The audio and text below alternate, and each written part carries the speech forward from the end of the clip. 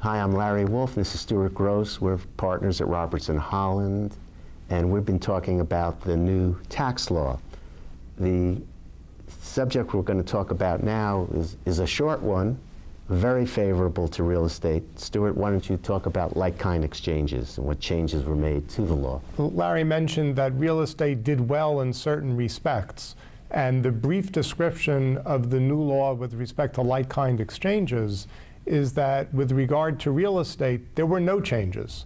There was a lot of talk in Washington about limiting the benefit of LikeKind Exchanges for real estate assets, and those changes simply did not get made with respect to real estate. Businesses other than real estate were not so fortunate because the continuation of the LikeKind Exchange rules is only for real estate, and all other LikeKind Exchanges no longer qualify for the favorable LikeKind Exchange treatment.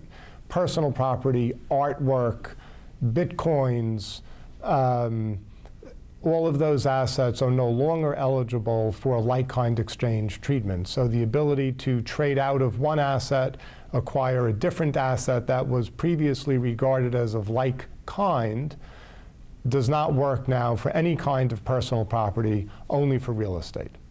So this is a big change, and part of what Congress's thinking was, I think, was with respect to personal property. If you sell personal property and you have a gain because you made a profit, and you buy new personal property that you use in your trade or business, you'll be able to write it off immediately, and so you'll have a write-off to offset the gain.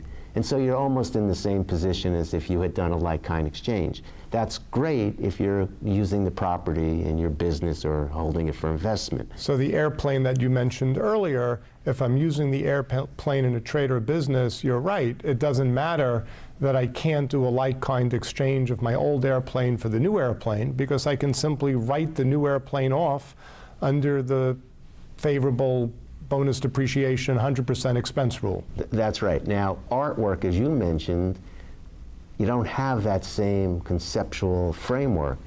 Artwork you can't write off.